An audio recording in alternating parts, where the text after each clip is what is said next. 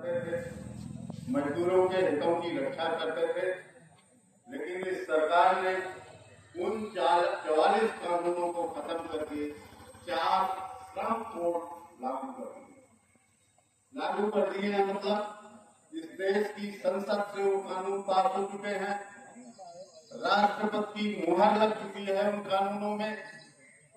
और वो कानून केवल इसलिए लागू नहीं हो पा रहे कि समय समय पर समस्त 10 ट्रेड यूनियन ने देश की इन कानूनों का विरोध किया, एक सरकारी यूनियन को छोड़। साथियों, जैसा कि आपको सभी को विदित है कि आज हम जिस मुहिम के लिए एकत्रित हुए हैं, इस मुहिम के बारे में सीधे हमारे वरिष्ठ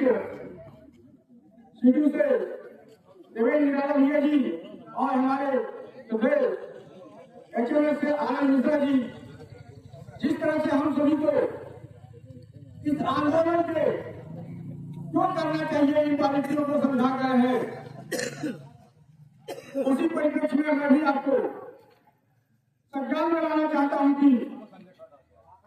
जब से 2014 से सरकार आई है, जब पिछली सरकारों ने हम मजदूरों के लिए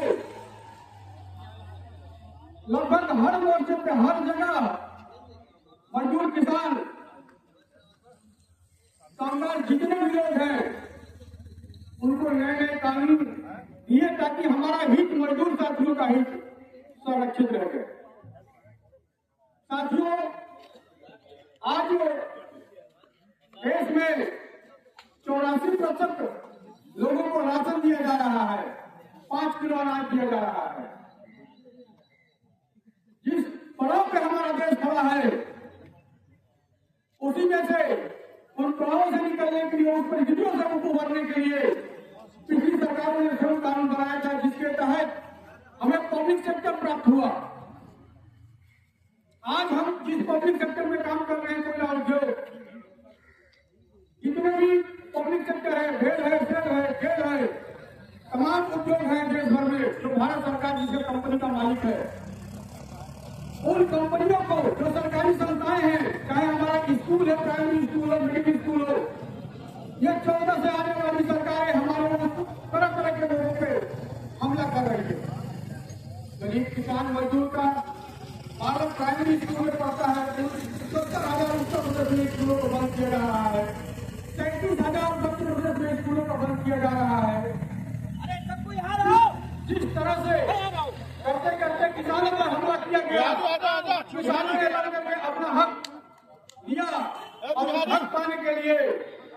देश के 700 किसान अपनी आवाज दी। जो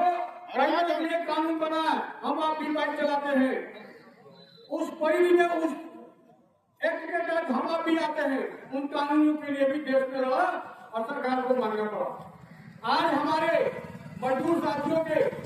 अहित करने के लिए, बुखारा घाट करने के लिए जो 4 लेबर कोड संहिता की बात हो रही है, आज उस पर हम सबको एक होकर के लड़ने की आवश्यकता है। जो हमारे साथ नहीं आ रहा है, समझ लो वो हमारा साथी नहीं है। हमें उसको भी संज्ञान में रखना है कि सरकार की दलाली करने के लिए सरकार ने यूनियन तैयार किया है और वो उसके साथ उसके नेता काम कर रहे हैं, उसके कार्यकर्ता काम कर रहे हैं। इसको भी हम लोगों को समझना होगा और उससे बच करके आगे का निर्णय लेना होगा। परिस्थितियां बहुत जटिल है विश्व में, उन परिस्थितियों से उभरने का एक ही तरीका है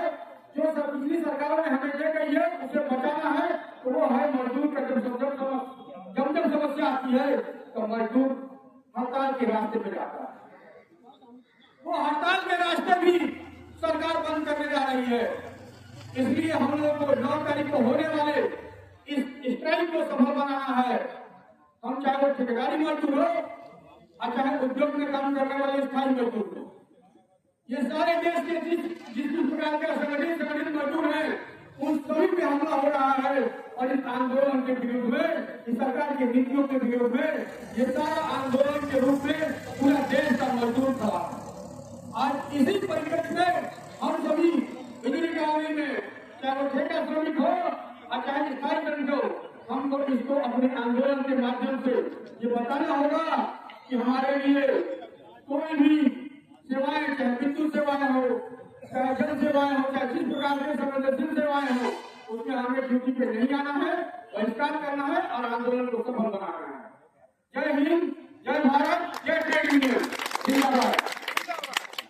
जिंदाबाद जिंदाबाद मजदूर एकता जिंदाबाद जिंदाबाद जिंदाबाद मजदूर एकता जिंदाबाद जिंदाबाद जिंदाबाद नहीं चलेगी नहीं चलेगी तानाशाही नहीं चलेगी नहीं चलेगी नहीं चलेगी तानाशाही नहीं चलेगी नहीं चलेगी नहीं चलेगी तानाशाही नहीं चलेगी मजदूर एकता जिंदाबाद जिंदाबाद जिंदाबाद संयुक्त मोर्चा जिंदाबाद जिंदाबाद जिंदाबाद संयुक्त मोर्चा जिंदाबाद जिंदाबाद जिंदाबाद सरकारों तेरी गद्दारी नहीं चलेगी नहीं चलेगी नहीं चलेगी सरकारों तुम्हारी गद्दारी नहीं चलेगी नहीं चलेगी नहीं चलेगी धन्यवाद साथियों।